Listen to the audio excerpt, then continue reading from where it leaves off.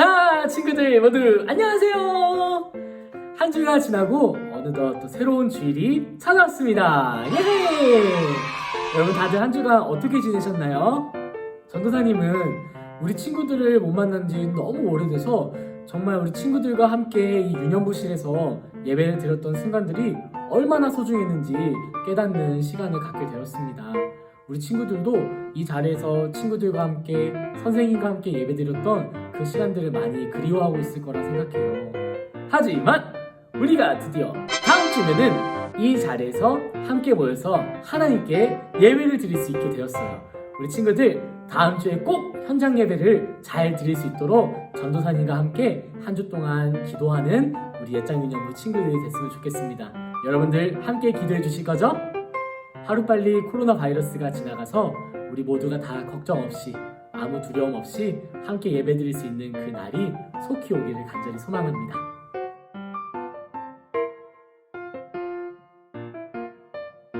여러분, 이 세상의 모든 사람들에게는 각자의 이름이 존재해요.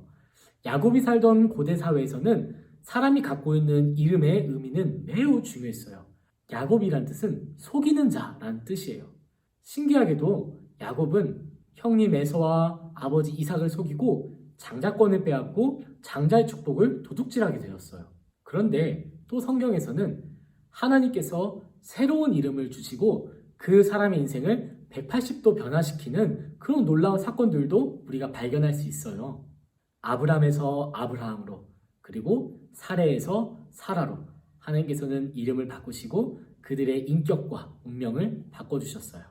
오늘 말씀의 주인공 야곱에게도 하나님께서 직접 찾아가셔서 새로운 이름을 주시고 야곱의 인생을 완전히 변화시켜 주시는 사건이 나와요. 우리 애짱이형 친구들, 오늘 말씀에 잘 집중해서 우리 하나님께서는 여러분의 인생도 하나님의 사람으로 변화시키기 원하시고 하나님의 약속을 이루어가는 하나님의 예배자로 변화시키기 원하신다는 그 귀한 사실을 깨닫는 시간 되시길 간절히 소망합니다. 우리 친구들, 오늘 말씀 시간에 딴짓하지 말고 떠들지 않고 하나님께만 집중하는 그런 시간 되시길 소망합니다. 우리 다 함께 하나님 말씀 속으로 떠나볼까요? 밤에 일어나 두 아내와 두 여종과 11 아들을 인도하여 야복 나루를 건널세 그들을 인도하여 시내를 건너가게 하며 그의 소유도 건너가게 하고 야곱은 홀로 남았더니 어떤 사람이 날이 새도록 야곱과 씨름하다가 자기가 야곱을 이기지 못함을 보고 그가 야곱의 허벅지 관절을 치매 야곱의 허벅지 관절이 그 사람과 씨름할 때에 어긋났더라. 그가 이르되 날이 새려하니 나로 가게 하라. 야곱이 이르되 당신이 내게 축복하지 아니하면 가게 하지 아니하겠나이다. 그 사람이 그에게 이르되 내 이름이 무엇이냐? 그가 이르되 야곱이니이다. 그가 이르되 내 이름을 다시는 야곱이라 부를 것이 아니요 이스라엘이라 부를 것이니 이는 네가 하나님과 및 사람들과 겨루어 이겼음이니라. 창세기 32장 22절에서 28절 말씀. 아멘. 형님 에서를 피해 삼촌 라반의 집으로 도망갔던 야곱은 그곳에서 가정을 꾸리고 많은 자녀들을 낳아 기르게 되었어요. 하나님께서 야곱에게 축복을 주셔서 야곱은 행복한 가정을 꾸릴 수 있었지만 삼촌 라반과의 사이는 그렇게 좋지 않았어요. 그래서 야곱은 삼촌의 집을 떠날 때가 점점 가까이 다가오고 있음을 느끼고 있었죠. 그런데 때마침 하나님께서 야곱에게 찾아가셔서 말씀하셨어요.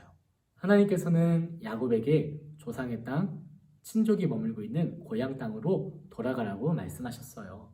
그렇게 야곱과 야곱의 가족들은 라반의 집을 떠나서 야곱의 고향으로 돌아가게 되었어요. 하지만 고향으로 돌아가는 야곱의 발걸음은 그렇게 가볍지가 않았어요. 왜냐하면 형님 에서가 야곱이 돌아오고 있다는 소식을 듣게 된다면 분명히 죽이러 찾아올 것이라는 그 두려운 생각이 가득했기 때문이에요. 그래서 야곱은 가지고 나왔던 재물들을 여러 무리로 나눴어요. 그리고 야곱은 그 무리들을 먼저 형님 에서가 있는 곳을 향해 보냈어요. 물론 야곱은 맨 뒤에서 가장 천천히 최대한 에서 형님을 늦게 만나려고 했지요. 야곱은 형님 에서에게 보내는 이 많은 선물들을 통해 형님 에서가 자기를 용서해 주기를 간절히 원했어요. 자, 형님, 여기 형님께 드릴 선물을 받으시지요. 녀석, 이런 걸로 내가 너를 용서할 것 같으냐? 형님, 그럼 이 두 번째 선물도 받으시지요. 아니, 이 녀석 그래도 용서 못한다. 형님, 여기 세 번째 선물, 네 번째 선물도 받으시지요. 아직 형님께 드릴 37,872가지 선물이 남아 있습니다. 뭐야? 난 단 한순간도 너를 미워하거나 원망한 적이 없었단다. 우린 형제잖아. 절대 선물 때문에 그런 게 아니야. 야곱은 이런 일이 일어나기를 간절히 원했을 거예요. 하지만 야곱의 마음에는 여전히 두려움과 불안한 마음이 가득했어요. 그래서 야곱은 하나님께 기도드렸지요. 할아버지 아브라함을 보살펴 주신 하나님, 아버지 이삭을 보살펴 주신 하나님, 하나님께서 저에게 고향으로 돌아가라고 하셨습니다. 저는 이제까지 하나님의 은혜로 살아왔습니다. 부디 제 형의 손에서 저를 지켜주세요.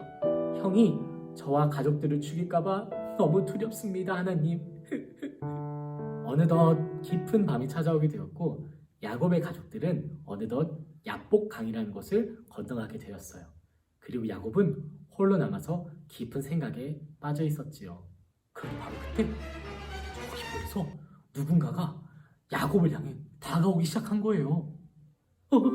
누구지? 혹시 형님이 나를 죽이러 오신 거 아니야? 어떡하지?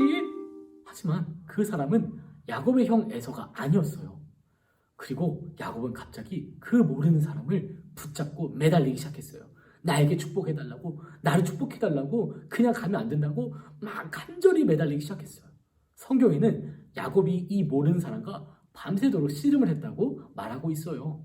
그렇게 씨름이 오랫동안 지속되어지고 그 사람은 야곱이 끝까지 포기하지 않을 것 같아서 야곱의 엉덩이뼈를 팍팍팍 치게 되었어요. 결국 야곱은 크게 다쳤지요. 아야야야야야.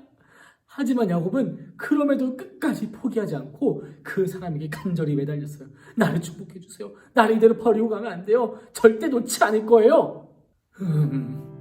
너의 이름이 무엇이냐? 제 이름은 야곱입니다. 네가 하나님과 겨루어 이겼고 사람과 겨루어 이겼으니 이제 너의 이름은 야곱이 아니라 이스라엘이다. 맞아요. 야곱과 밤새도록 씨름했던 그 사람은 다름 아닌 하나님이셨어요. 하나님은 야곱에게 새로운 이름을 주시기 위해 야곱의 인생을 변화시키기 위해 야곱에게 직접 찾아가셨던 거예요. 야곱은 두려움과 걱정 속에서 의지할 수 있는 것은 오직 하나님을 믿는 믿음밖에 없다라는 것을 깨닫게 되었어요. 그래서 야곱은 더 이상 인간적인 방법을 사용하지 않고 밤새도록 하나님과 씨름하며 하나님의 은혜를 갈급했어요. 결국 하나님께서는 이러한 야곱에게 새로운 이름 이스라엘이라는 이름을 주시고 하나님만을 의지하는 하나님의 사람으로 거듭나게 하셨어요. 이스라엘이라는 뜻은 하나님이 다스린다라는 뜻을 갖고 있어요. 하지만 야곱은 하나님의 축복을 얻음과 동시에 엉덩이뼈를 너무 크게 다쳐서 평생 다리를 절며 살아가야 하는 절름발이 신세가 되었어요. 하지만 야곱이 다리를 저는 것은 그의 인생이 저주받은 것이 아니라 오히려 하나님의 은혜를 입었음을 알 수 있어요. 다리를 절 수밖에 없을 만큼 나약해진 야곱은 정말 작은 일 하나에도 하나님의 도움을 구하며 살아가게 되었어요. 그리고 야곱은 매일매일 걷는 그 순간마다 하나님의 은혜를 입었다는 사실을 깨닫게 되었지요. 야곱은 하나님께서 나와 평생 함께 하신다라는 귀한 사실을 깨닫게 되었어요. 야곱은 다리를 절면서 빠르게 걸어갈 수는 없지만 그래도 하나님과 함께 바르게 걸어가는 하나님의 사람이 되었어요. 말씀을 정리하겠습니다. 사랑하는 예정기념부 예배자 여러분, 야곱이 하나님을 만났던 이 장소, 하나님께 새로운 이름을 받았던 이 장소를 야곱은 브니엘이라고 불렀어요. 브니엘은 하나님의 얼굴이란 뜻이에요.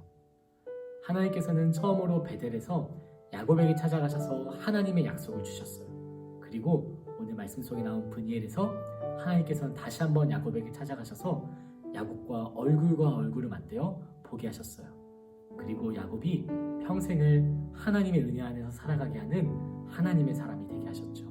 여러분, 그리스도인들은 강한 힘을 통해 하나님의 사람으로 살아가는 사람들이 아니에요. 진정한 그리스도인들은 야곱과 같이 하나님의 도우심 없인 살아갈 수 없는 사람, 내 삶에 있는 모든 문제를 하나님께 맡겨드리는 사람, 비록 나약할지라도 하나님의 능력을 구할 수 있는 그 사람이 바로 하나님의 사람이에요.